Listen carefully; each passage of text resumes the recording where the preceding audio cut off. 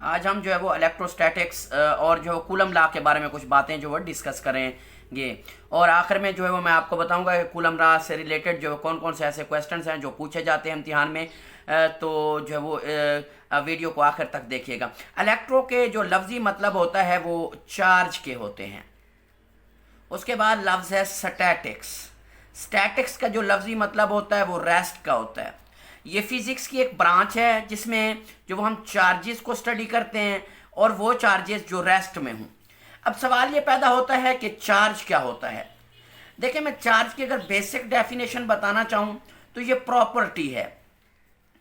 क्या है ये? प्रॉपर्टी है। किस चीज़ की भाई प्रॉपर्टी है? ये फंडामेंटल पार्टिकल्स की प्रॉपर्टी है।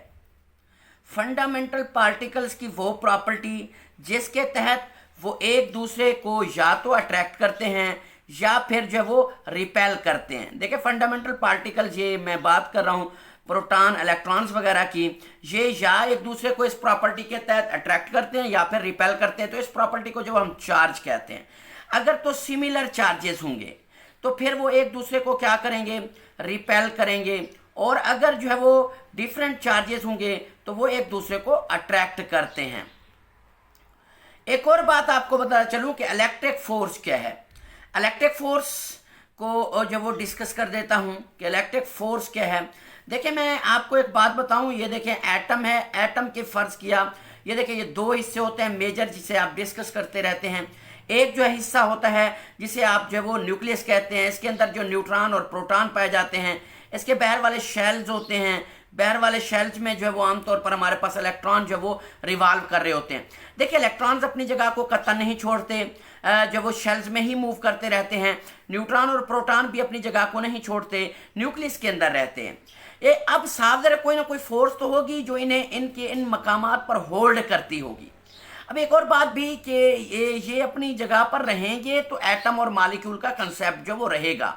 डेफिनेटली अगर ये अपनी जगह से हट जाएं, यानी कि वो फोर्स इन्हें होल्ड ना करे, तो डेफिनेटली एटम मॉलिक्यूल की एग्जिस्टेंस भी ख़त्म हो जाएगी। तो ऐसी फोर्स जो एटम मॉलिक्यूल की एग्जिस्टेंस का बेस बनती है और इन चार्जेस को जो अपनी जगह पर होल्ड रखती है, इन पॉजिटिव नेगेटिव आयंस को अपनी जगह पर होल्ड रखती है, ऐसी जो फोर्स होती है उसे हम इलेक्ट्रिक फोर्स कहते हैं। कोई आपसे पूछे इलेक्ट्रिक फोर्स क्या है, उसे कहिएगा कि आमतौर पर ऐसी फोर्स जो एटम मॉलिक्यूल की जो एग्जिस्टेंस का बेस बनती है, उस फोर्स को जो हम इलेक्ट्रिक फोर्स बोलते होते हैं। अब चलते हैं जो वो आमतौर पर एक और बात आपको बता चलूँ। जो देखें, हमारा जो ह्यूमन बॉडी है डेफिनेटली जो वो प्रोटीन और ये सारे जो मॉलिक्यूल्स वगैरह हैं इनसे जो वो मिलके बना हुआ है। तो डेफिनेटली जो वो इन मॉलिक्यूल और एटम की एग्जिस्टेंस में जो अहम किरदार है इलेक्ट्रिक फोर्स का, इसका मतलब हमारे जिस्म को भी होल्ड किया हुआ है इस इलेक्ट्रिक फोर्स ने। कूलम लॉ को डिस्कस करते हैं। कूलम लॉ जो वो आमतौर पर, पहले बात तो ये बताता चलो, इसकी जो लिमिटेशन है ये पॉइंट चार्जेस के लिए है सिर्फ, यानी कि ये पॉइंट चार्जेस के लिए वैलिड है। और एक और बात, इसकी एक और लिमिटेशन भी आपको बताता चलूँ, ये ऐसे चार्जेस के लिए है जो रेस्ट में हो, यानी कि इलेक्ट्रोस्टैटिक्स का ये लॉ है। तो आमतौर पर ये रेस्ट वाले जो वो चार्जेस के लिए आमतौर पर हमारे पास हम इसे डिस्कस करते हैं। है क्या ये लॉ? आमतौर पर देखें, दो चार्जेस पड़े हुए हैं, मिसाल के तौर पर ये डिफरेंट चार्जेस हैं, ये एक दूसरे को अट्रैक्ट करेंगे किसी ना किसी फोर्स के थ्रू, जो एक दूसरे को अट्रैक्ट करेंगे। वो जो फोर्स होगी, जो वो फोर्स ऑफ अट्रैक्शन, आमतौर पर वो कूलम लॉ के मुताबिक डायरेक्टली प्रोपोर्शनल होती है इन चार्जेस की मैग्नीट्यूड के प्रोडक्ट के। मिसाल के तौर पर ये Q1 है, ये Q2 है, तो इन चार्जेस की मैग्नीट्यूड के प्रोडक्ट के जो वो डायरेक्टली प्रोपोर्शनल होती है। और यही जो फोर्स है ये इनवर्सली प्रोपोर्शनल होती है आमतौर पर इन चार्जेस के दरमियान के फासले के स्क्वायर के। देखें, ये दरमियान का फासला लिया कहाँ से जाता है? सिंपल सी बात है, ये देखें, इसका सेंटर है, ये इस चार्ज का सेंटर है, ये इस चार्ज के सेंटर और इस चार्ज के सेंटर का जो फासला होता है उसे हम R से ज़ाहिर करते हैं। तो ये आमतौर पर हमारे पास, इसे हम 1 कह देते हैं, पहला हिस्सा इसका, ये इसका दूसरा हिस्सा है। तो F जो इनवर्सली प्रोपोर्शनल है 1/r² के। इन दोनों को मैं कंबाइन करके लिख देता हूँ। F जब वो inversely proportional Q1 Q2 over जो है वो हमारे पास R² हो जाएगा। डेफिनेटली प्रोपोर्शनल के साइन को हटाते होते हैं मेरे भाई, तो इसकी जगह पे आमतौर पर जब इक्वलिटी ले आते होते हैं तो फिर K कांस्टेंट आता है। K Q1 Q2 ओवर हमारे पास हो जाएगा आर स्केयर लिख दूंगा। अब देखिए हमारे पास यहाँ पे K कांस्टेंट आया है, इस कांस्टेंट को हम कूलम कांस्टेंट बोलते होते हैं। और इसकी जब अगर मैं जब वो यूनिट निकालना चाहूँ तो ये यूनिट हो जाएंगे एफ आर स्केयर। देखिए मैं फार्मूले को रीअरेंज करने लगा हूँ, ओवर हमारे पास Q1 Q2 मैं लिखने लगा हूँ। अब देखिए हमारे पास अब फोर्स के जो यूनिट होते हैं वो न्यूटन होते हैं, आर के यूनिट जो मीटर स्केयर होंगे, आर स्केयर है चुके। उसके बाद ये हमारे पास कूलम इसके यूनिट, कूलम इसके यूनिट, तो ये कूलम स्केयर यूनिट हो जाएंगे। इसका मतलब जो के होगा उसके जो यूनिट होंगे न्यूटन मीटर स्केयर पर कूलम स्केयर होंगे के यूनिट। अब देखिए एक बात आपको बताता चलूं, यही जो के है जिसे कूलम कांस्टेंट आप कहे जा रहे हैं, ये आमतौर पर दो बातों पे डिपेंड करता है। कितनी बातों पे? दो पे। एक तो इसकी पहचान, इसके यूनिट्स हैं, मतलब ये यूनिट्स पर डिपेंड करता है। एक इसकी और पहचान जो है वो मीडियम है। मीडियम भी इस पर जो वो डिपेंडेंट फैक्टर है मीडियम। क्यों? क्योंकि एक्चुअली ये जो के है जिसको आप बार बार जिक्र किए जा रहे हैं, ये बराबर होता है 1/4 पाई एप्सिलॉन नॉट के। अब देखिए यहाँ पे हमारे पास एप्सिलॉन नॉट है, एप्सिलॉन एक जो है वो हमारे पास कांस्टेंट होता है जिसे हम परमिटिविटी बोलते हैं। परमिटिविटी का नाम हम देते होते हैं। अब परमिटिविटी इंग्लिश के एक लफ्ज परमिशन से निकला हुआ है, परमिशन से निकला हुआ एक लफ्ज है। और परमिशन का आपको पता है इसका मतलब जो वो अलाउ के होते हैं, यानी कि इजाजत देने के होते हैं। तो अलाउ परमिशन, तो इसका मतलब ये आमतौर पर हमारे पास भाई कौन अलाउ करता है, कौन परमिशन देता है। देखिए ये जो चार्जेस हैं, चार्जेस के दरमियान में मीडियम होता है। मीडियम वो फ्री स्पेस हो सकता है, मीडियम वो मेटल हो सकती है, मीडियम वो इंसुलेटर हो सकता है, मीडियम वो एयर हो सकती है, कोई भी यहाँ पे इसके दरमियान में मीडियम होता है। अब देखिए मिसाल के तौर पे हमने एग्जांपल ली हुई है, दो डिफरेंट चार्जेस हैं। अब देखिए ये इस पर फोर्स एक्सर्ट करेगा, डेफिनेटली ये भी इसके ऊपर फोर्स एक्सर्ट करेगा। अब इन्हें दरमियान में जो अफेक्टेड है वो मीडियम अफेक्टेड होगा, मीडियम अफेक्टेड होगा। मीडियम जो वो इन्हें बताएगा कि कितनी इन्होंने फोर्स एक्सर्ट करनी है। कहने का मतलब अगर मेटल्स होंगी तो फोर्स की मिकदार कुछ और हो सकती है, फोर्स ऑफ अट्रैक्शन की।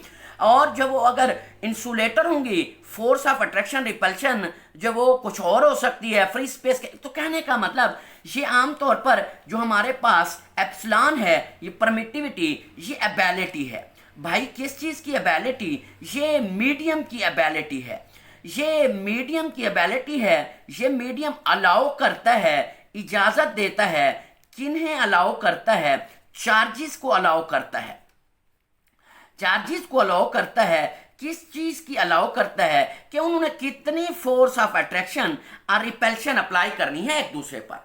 तो इसका मतलब परमिटिविटी मीडियम की एबिलिटी है, जिसके तहत मीडियम जो अलाउ करता है, चार्जेस को अलाउ करता है कि कितनी जो वो आपने एक दूसरे पर फोर्स ऑफ अट्रैक्शन और रिपल्शन अप्लाई करनी है।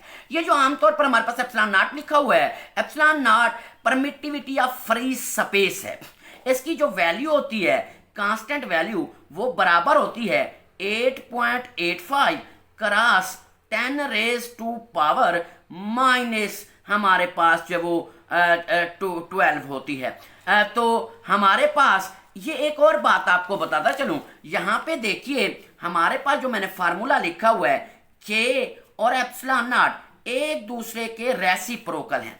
इसका मतलब जो के यूनिट होंगे, रेसिप्रोकल वाले यूनिट एप्सिलॉन के होंगे। डेफिनेटली मैं लिख देता हूं, देखिए ये के यूनिट आपको ऊपर नजर आ रहे हैं, तो एन मैं उसके उलट लिखने लगा हूं, n+1 था, n-1 लिख देता हूं, मीटर -2 लिख देता हूं, उसके बाद कूलम +2 लिख देता हूं। देखिए मैंने उलट कर दिए हैं, के जो यूनिट थे उलट वाले यूनिट मैंने एप्सिलॉन नॉट के लिखे हैं, n-1 लिखा है उलट, m-2 मैंने लिखा है, c+2 मैंने लिख दिया है। इसका मतलब इसके जो यूनिट होंगे वो हमारे पास न्यूटन -1 लिखोगे, मीटर -2 लिखोगे और कूलम +2 लिखोगे। ये मैग्नीट्यूड आ गई है परमिटिविटी ऑफ फ्री स्पेस की। अब देखिए मैं आपको एक बात बताता चलूं, अगर के की मैग्नीट्यूड मालूम करना चाहें, के का फार्मूला क्या था, 1/4 पाई था, उसके बाद एप्सिलॉन नॉट था, एप्सिलॉन नॉट की जगह पर वैल्यू पुट कर दीजिए 8.85 cross 10 raise to power -12 put कर दीजिए। अब देखें हमारे पास 1/, अब आप जब पुट करेंगे 4 क्रॉस, ये देखें 3.14 पुट कर दीजिए, ज़रब हमारे पास 8.85 कर दें, उसके बाद ज़रब 10 की पावर -12 करते चलें। उसके बाद आप जब इसे हल करेंगे 9 ज़रब 10 की पावर +9 आएगा। यूनिट क्या लिखोगे? रिकॉल, न्यूटन मीटर स्क्वायर पर कूलम स्क्वायर आप यूनिट लिखोगे इसके साथ के। देखिए ये के की मैंने आपको मैग्नीट्यूड भी बता दी है। अब देखिए अगर वही फिर उसी फार्मूले को जहां पे रोका था, कूलम लॉ क्या था जरा रिकॉल कीजिए। के, उसके बाद Q1, उसके बाद Q2 over R square coulomb law की स्टेटमेंट थी मैथमेटिकल, जहां पे हमने इसे वहां पे ड्रॉप किया था। अब देखें के की जगह पर उसकी वैल्यू लिख देते हैं। देखें 1/4 पाई एप्सिलॉन नॉट लिख देते हैं, है ना। उसके बाद Q1, उसके बाद Q2, है ना, उसके बाद ओवर R स्क्वायर लिख देते हैं। देखिए हमारे पास ये कूलम लॉ का एक जो है वो एक और स्टेटमेंट, एक और फॉर्म ऑफ द मैथमेटिक्स आ गई है। इसका मतलब हमारे पास कूलम लॉ को हम फर्दर जब इस्तेमाल करेंगे तो ऐसे इस्तेमाल करेंगे। और अगर हमारे पास ये देखिए ये कांस्टेंट है और इसकी वैल्यू हमने कैलकुलेट अभी की है, 9 ज़रब 10 की पावर +9 हम इसके साथ जो वो फर्दर लिखेंगे अगर हमें वैल्यू नहीं दी गई होगी। उसके बाद Q1 Q2 हमें दिए गए होंगे, उसके बाद R स्क्वायर, तो हम इसे फर्दर अभी देखें हल करेंगे। देखिए न्यूटन के बारे में कुछ बातें आपको बताऊं। न्यूटन क्या कहता था? न्यूटन कहता था जब कोई दो ऑब्जेक्ट्स हों, दो यहाँ पे, तो फिर अगर एक दूसरे पर फोर्स अप्लाई करता है तो फिर दूसरा भी पहले पर जो वो सेम मैग्नीट्यूड की फोर्स अप्लाई करता है, लेकिन जो वो आमतौर पर उनकी डायरेक्शन जो वो मुख्तलिफ होती है। अब देखें अगर मैं कूलम लॉ को in the form of Newton लिखूं तो मिसाल के तौर पर मैं पहली फोर्स लिखता हूं F12, यानी कि दूसरा जो हमारे पास वो है चार्ज है वो पहले पर force of attraction repulsion apply कर रहा है, तो दूसरा भी फिर खामोश नहीं रहेगा, सेम मैग्नीट्यूड की फोर्स अप्लाई करेगा जो वो आमतौर पर, और लेकिन डायरेक्शन मुख्तलिफ के लिए माइनस का साइन लगाया जाएगा। ये देखिए ये जो मैंने एक लॉ लिखा है ये आमतौर पर हमारे पास कूलम का लॉ है in the form of Newton third law. कोई आपसे पूछे कूलम का law in the form of Newton third law क्या है, तो आप कहिएगा F12 is equal to -F21, या इसकी एक और फॉर्म देखिए F12 की जगह पे मैं लिख सकता हूं 1/4 पाई एप्सिलॉन नॉट लिख सकता हूं, उसके बाद यहां पे Q1 लिख सकता हूं, Q2 लिख सकता हूं, ओवर हमारे पास R स्क्वायर लिख सकता हूं। यूनिट वेक्टर का इस्तेमाल करते हैं, देखिए ये 1 2 है, यूनिट वेक्टर के साथ 1 2 लिख देता हूं, बराबर का निशान देता हूं, उसके बाद माइनस का साइन लिखता हूं, उसके बाद 1/, लिखता हूं 4 पाई लिखता हूं, एप्सिलॉन नॉट लिखता हूं, उसके बाद Q1 लिखता हूं, Q2 लिखता हूं, ओवर हमारे पास R स्क्वायर। चूंकि ये 2 1 है तो इसके साथ यूनिट वेक्टर 2 1 का लफ्ज लिख देता हूं। देखिए ये फॉर्म है न्यूटन के थर्ड लॉ की फॉर्म में कूलम लॉ। आपसे न्यूटन के थर्ड लॉ की फॉर्म में अगर कूलम लॉ पूछा जाता है आप लिख दीजिए। अच्छा अब एक और बात आपको बताता चलूं, देखिए मिसाल के तौर पर ये चार्जेस हैं, ये वही मैं एग्जांपल Q1 चार्ज है, ये Q2 चार्ज है, ये प्लस है, चले ये माइनस है। अब इसके दरमियान में मीडियम है, अगर तो मीडियम मेटल होगी, देखिए मेटल्स में फ्री इलेक्ट्रॉन चूंकि ज्यादा होते हैं, इसका मतलब वो अलाउ भी ज्यादा करेगी, यानी कि उसकी जो परमिटिविटी की वैल्यू होगी वो ज्यादा होगी, इनफिनाइट होगी, ज्यादा से ज्यादा होगी। मेटल्स के केस में मैं कह रहा हूं कि आमतौर पर हमारे पास ऑब्जेक्टिव पूछी जा सकती है, मेटल्स के केस में परमिटिविटी की जो वैल्यू होती है वो इनफिनाइट आमतौर पर समझी जाती है। उसके बाद अगर इसके दरमियान में मेटल ना हो, इंसुलेटर हो, एक और बात भी आपको बताता चलूं, जो इंसुलेटर होते हैं, इंसुलेटेड मीडियम होते हैं, उन्हें हम डाई इलेक्ट्रिक भी बोलते होते हैं। तो डाई इलेक्ट्रिक अगर हो तो डाई इलेक्ट्रिक के होते हुए याद रखिएगा आमतौर पर ये जो परमिटिविटी जिसे आप कह रहे हैं, आमतौर पर इसकी वैल्यू रिड्यूस हो जाएगी और आमतौर पर निग्लिजिबल होगी, कम होगी, निग्लिजिबल होगी। आमतौर पर जब वो इंसुलेटर के मौजूदगी में ये 0 हो सकती है। एक्टिव रहिएगा।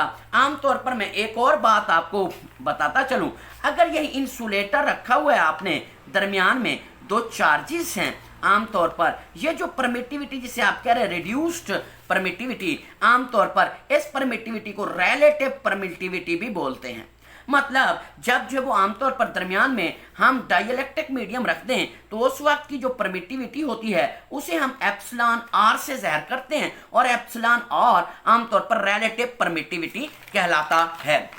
अब देखें, एक बात आपको बताता चलूं, आमतौर पर फार्मूला पहले क्या था, जहां पे हमने छोड़ा था, फार्मूला था 1/4 पाई एप्सिलॉन नॉट, उसके बाद Q1 Q2 ओवर जीनियस हैं आप आर स्क्वायर, साथ साथ बोल रहे होंगे आप। अच्छा, तो मैं आमतौर पर इसे अगर मैं कह रहा हूं कि दरमियान में मीडियम हो डाई इलेक्ट्रिक, तो उस वक्त जब वो आमतौर पर फार्मूला चेंज हो जाएगा। ये देखिए, ये फार्मूला फ्री स्पेस के लिए है, देखिए ये फार्मूला फ्री स्पेस या एयर के लिए है। चलें ये फार्मूले को चेंज कर देते हैं, अब डाइलेक्ट्रिक मीडियम होगा तो फार्मूला बन जाएगा 1/4 पाई एप्सिलॉन नॉट, एप्सिलॉन अब आर लिखेंगे। अब स्टूडेंट यहां पे कंफ्यूज होते हैं कि हमने एप्सिलॉन नॉट को क्यों नहीं हटाया, होना तो ये चाहिए था, स्टूडेंट का जहन कह रहा होता है कि इसी एप्सिलॉन नॉट की जगह पर हम एप्सिलॉन आर पुट कर देंगे। रीजन क्या है, रीजन अभी बताता हूं। Q1 Q2 ओवर हमारे पास ये आर स्क्वायर हो जाएगा। अब देखिए असल में मसला ये है, देखिए हमने दरमियान में डाइलेक्ट्रिक मीडियम रखा हुआ है, इंसुलेटर रखा हुआ है, लेकिन हम इंसुलेटर के रखते हुए भी हम एप्सिलॉन नॉट को इग्नोर नहीं कर सकते। क्यों नहीं इग्नोर कर सकते, इसकी साइड्स में, इसके नीचे आमतौर पे कहीं ना कहीं फ्री स्पेस एग्जिस्ट कर सकते। तो जब फ्री स्पेस है, चाहे इंसुलेटर भी है, तो इसका मतलब उसकी भी नुमाइंदगी यहाँ पे फार्मूले में लाजमी तौर पर होगी। इसका मतलब ये जो फार्मूला बना है ये डाई इलेक्ट्रिक के लिए ये फार्मूला है, तो इसका मतलब ये एक फार्मूला ये आ गया आपके पास, ये एप्सिलॉन आर जिसके साथ लिखा हुआ है, और फ्री स्पेस वाला फार्मूला ये रहा आपके पास। दोनों को डिवाइड कर देते हैं। चलें एफ फ्री स्पेस चले ऊपर रख लेते हैं, फ्री स्पेस ओवर नीचे रख लेते हैं, एफ डाई इलेक्ट्रिक रख देते हैं। देखें बेटा, आमतौर पर हमारे पास अब होगा क्या, इसे हम अब हल करेंगे, इज इक्वल टू, अब देखिए फ्री स्पेस यहाँ पे 1/4 पाई बेटा एप्सिलॉन नॉट, उसके बाद Q1 Q2 ओवर हमारे पास आर स्क्वायर हो जाएगा। चूंकि हम तकसीम कर रहे हैं ज़रब, अब इसे उलट करके लिख दें 4 पाई एप्सिलॉन नॉट, उसके बाद एप्सिलॉन आर ओवर हमारे पास क्या हो जाएगा, देखें हमारे पास ओवर, इसे उलट करके देख रहे थे तो हमारे पास ये ऊपर आर स्क्वायर भी ऊपर आ जाएगा, है ना, उसके बाद नीचे आ जाएगा Q1 और Q2। देखिए कैंसलाइजेशन होती है, Q1 Q2 से ये Q1 Q2 cancel, are square से ये देखिए R square cancel, 4 pi epsilon naught से 4 पाई एप्सिलॉन नॉट कैंसल। अब बचा क्या, अब बचा हमारे पास, देखें हमारे पास जो है वो फ्री स्पेस या एयर, एफ एयर या फ्री स्पेस ओवर हमारे पास एफ डाई इलेक्ट्रिक, और दूसरी साइड पे हमारे पास क्या बचा, उसके बाद हमारे पास बचा एप्सिलॉन आर। ये देखिए एक बड़ी जबरदस्त डेफिनेशन आ गई है किस चीज की, रिलेटिव परमिटिविटी की। आपसे रिलेटिव परमिटिविटी की डेफिनेशन पूछे, आप उससे क्या रेशो होती है भाई, किस चीज की ratio, electrostatic force of attraction repulsion, जब मीडियम एयर हो उस वक्त, और एंड जब वो हमारे पास जब मीडियम जो वो डाई इलेक्ट्रिक हो, इन दोनों की जो रेशो होती है। देखिए चूंकि ये सिमिलर क्वांटिटीज की रेशो है तो इसके कोई भी यूनिट नहीं होंगे, नो यूनिट्स। एक और बात आपको बताता चलूं, ये जो आमतौर पर हमारे पास एयर है, इसकी रिलेटिव परमिटिविटी की जो वैल्यू होती है 1.006 जो है वो आमतौर पर कंसीडर की जाती है, अक्सर ऑब्जेक्टिव में भी पूछी जाती है। तो ये कुछ बातें थी जिन्हें हमने जो कूलम लॉ से रिलेटेड जो वो सीखा है। तो अब आप क्या काम करेंगे, अब आप जल्दी से टेक्स्ट बुक के पहले जो 3 पेज हैं, इलेक्ट्रोस्टैटिक्स जहां से स्टार्ट हो रही है वहां से लेकर आप जो वो कूलम लॉ जो है उसके आखिर तक इसे टेक्स्ट बुक पे पढ़ लेंगे। तो इस दुआ के साथ कि अल्लाह ताला आप सबको जो दीन और दुनिया में कामयाबियां अता फरमाए। अगर आप इस चैनल पर नए हैं तो इस चैनल को भी सब्सक्राइब कर दीजिए और मेरी वीडियोस को लाइक भी कर दिया करें और कमेंट भी किया करें। Wish you best of luck.